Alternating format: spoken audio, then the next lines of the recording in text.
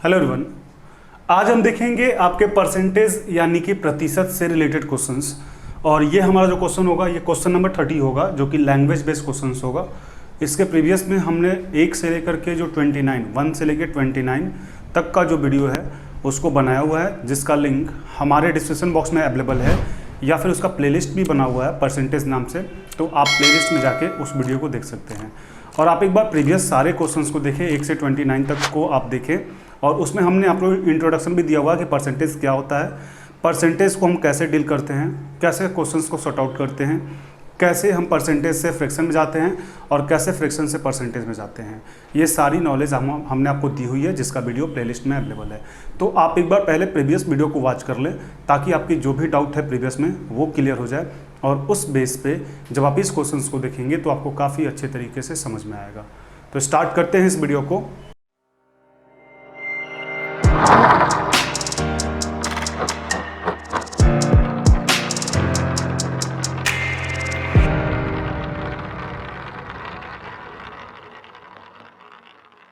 Percentage यानी कि प्रतिशत। तो प्रतिशत में पहले क्वेश्चंस को आप समझें। क्वेश्चन आपसे बोला जा रहा है, if the income tax is increase by 19%, यदि इनकम टैक्स जो है इंक्रीज कर दिया जाता है 19%, then net income is reduce by 6%। तो जो आपका नेट इनकम है वो 6% रिड्यूस हो जाता है।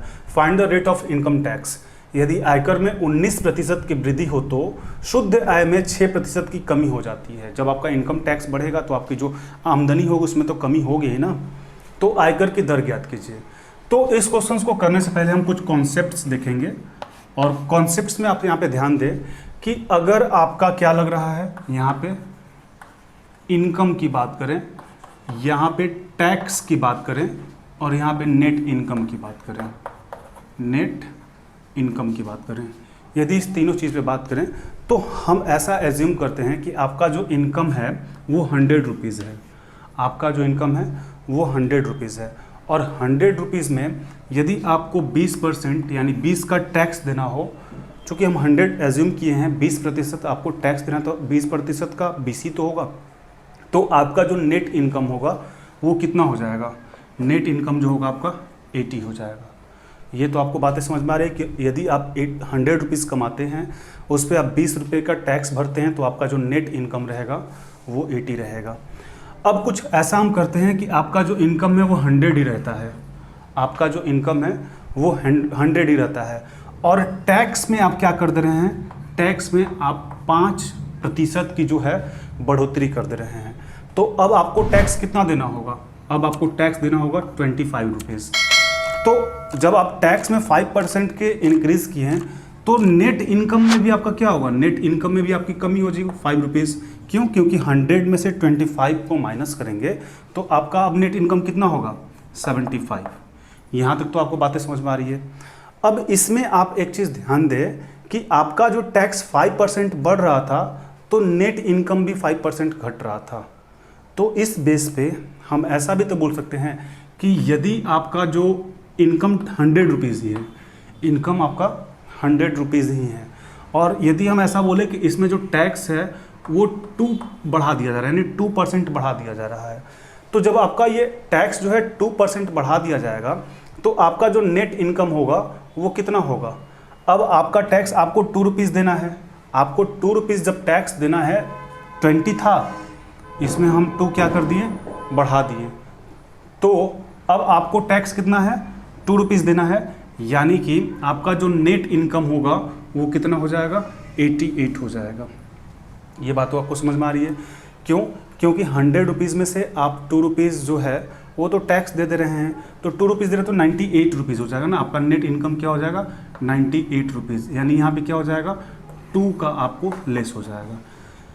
यदि हम ऐसा भी बोल सकते हैं कि आपका नेट इनकम जो है 100 रुपीज़ ही है, और इनकम टैक्स में हम क्या कर रहे हैं? इनकम टैक्स में मान लीजिए आपके पास पहले आप 20 रुपीज़ इनकम टैक्स देते थे, अब आपका हम 2 रुपीज़ इनकम टैक्स कम कर देते हैं।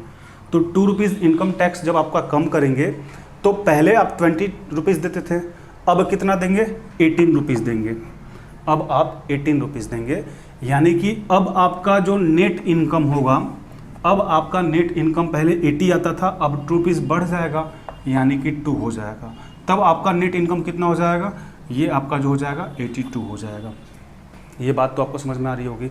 मतलब आप इस पर गौर करें कि जब आपका इनकम टैक्स जो है 5 रुपीज़ यदि बढ़ा जा रहा है तो आपका जो नेट इनकम है वो 5 रुपीज़ घट जा रहा है। जब आपका इनकम टैक्स 2 रुपीज़ बढ़ा जा रहा है तो आपका नेट इनकम 2 रुपीज़ घट जा रहा है। जब आपका जो इनकम टैक्स 2 रुपीज़ घटाया जा रहा है तो आपका इनकम टैक्स 2 रुपीज़ बढ़ जा रहा है। यानी कि डायरेक्टली हम यदि टैक्स की बात करें तो टैक्स आपका जितना बढ़ेगा नेट इनकम उतना ही घट जाएगा।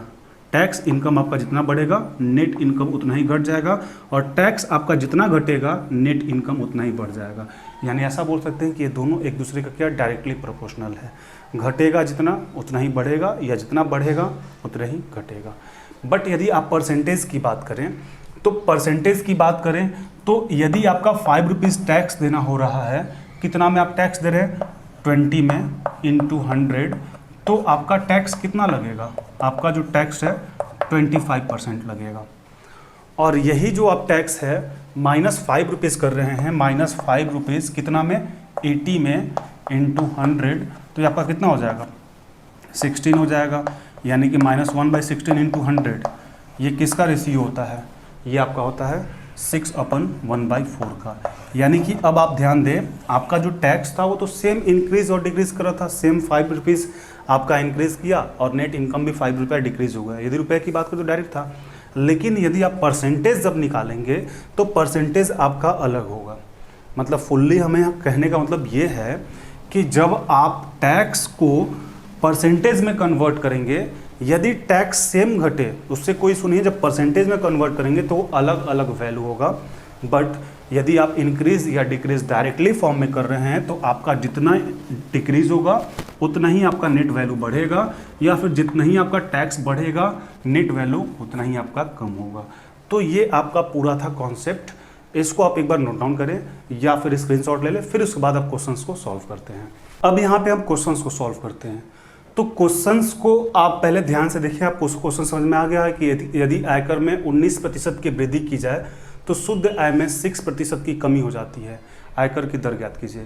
अभी हमने क्या देखा था कि जितना इनकम टैक्स में आप वृद्धि कर रहे हैं नेट इनकम में उतना ही कमी होगी। यानी कि यहाँ पे हम डायरेक्टली फॉर्म में ये बोल सकते हैं क्या कि 19% इक्वल टू 6% होगा।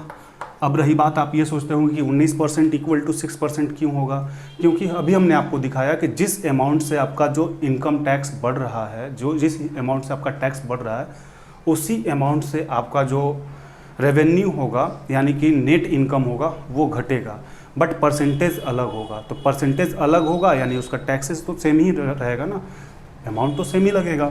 यानी कि 19% आपका इक्वल होगा 6% का, क्योंकि जिस हिसाब से आपका टैक्स बढ़ेगा उसी हिसाब से आपकी जो आमदनी है वो घटेगी। एक दूसरे के डायरेक्टली प्रोपोर्शनल है। अभी इसके पहले हमने आपको समझाया। अब यदि यहाँ पे आप बात करें तो टैक्स बाय नेट इनकम, यहाँ पे आपको टैक्स कितना देना था, टैक्स जो आपके पास था वो आपको 6% का आपका डिक्रीज हो रहा था नेट इनकम में, और टैक्स आपको 19% देना था। यही तो क्वेश्चन था ना, यानी कि परसेंट से परसेंट यहाँ पे आपका कैंसिल हो गया। और यदि यहाँ पे बात करें टैक्स नेट इनकम,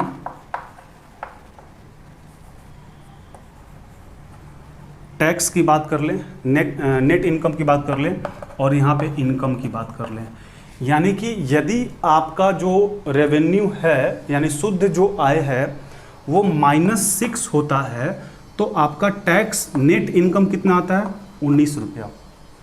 यानी कि आपका जो माइनस शुद्ध आय जो है यदि 6 रुपये की कमी होती है, कमी मतलब माइनस, तो आपका इनकम टैक्स कितना लगता है, 19। चूँकि यहाँ से परसेंट तो परसेंटेज से परसेंटेज कट चुका है। अब आपका इनकम कितना था, तो कौन सा ऐसा अमाउंट है जिससे हम माइनस करें तो 19 आ जाए, तो 25। यानी कि 25 में आप -6 करेंगे तभी तो 90 आएगा। यानी आपका जो इनकम था वो 25 रुपीज़ था, आपका जो टैक्स लगा वो -6 का लगा, तब आपके पास नेट इनकम कितना आ गया, 19। अब इसका हमें क्या करना है, परसेंटेज निकालना है। तो आपका कितना लग रहा है, आपका टैक्स -6 लग रहा है, कितना पे लग रहा है, 25 पे लग रहा है। इंटू 100, यही होगा ना। यदि आप इसको कटाएं तो ये कितना हो जाएगा, ये आपका तो कटेगा नहीं, ये कितना हो जाएगा 25 से 100 4 बार में, यानी कि जो आपका परसेंटेज होगा आयकर की दर वो आपका -24% होगा। यही हमारा आंसर होगा। एक बार फिर से समझा देते हैं। प्रीवियस में हमने क्या शो किया था कि जितना आपका टैक्स लगना है नेट इनकम आपका उतना ही डिक्रीज होगा। यदि आपका टैक्स घट रहा है तो नेट इनकम आपका उतना ही इंक्रीज होगा, यानी आप जितना का टैक्स भरेंगे आपके इनकम पे उतना ही ज़्यादा प्रभाव पड़ेगा।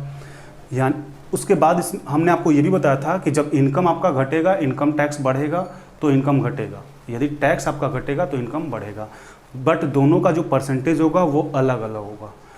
उसी बेस पे हम यहाँ पे बोल सकते हैं कि 19% इक्वल टू 6%, चूँकि जितना आपका, यदि हम रेवेन्यू की बात करें तो जितना आप पे टैक्स लगेगा आपका रेवेन्यू उतना ही घटेगा। दोनों एक दूसरे का डायरेक्टली प्रोपोर्शनल है, यानी इक्वल है। उस बेस पे हम यहाँ पे बोल दिए कि आपके आयकर में क्या हो रहा है, 19% की वृद्धि हो रही है। जितना वृद्धि होगी उतना ही तो घटेगी, भले परसेंटेज में अलग अलग आपका डाटा है। तो आय में कितना की कमी हो जाएगी, 6 की। अब tax by net income, net income आपका कितना है, 6 है, टैक्स कितना है 90% है, परसेंटेज से परसेंटेज आपका कैंसिल हो गया। इनकम, टैक्स और नेट इनकम, तो आपका यहाँ पे नेट इनकम कितना है 19 है, टैक्स कितना आपको देना है 6 रुपीज़, क्वेश्चन में आपको दिया हो -6%, तो आपका कैंसिल हो गया वहाँ पे। अब यहाँ पे आपका इनकम कितना था, तो 25 में से 6 माइनस करेंगे तभी तो 19 होगा।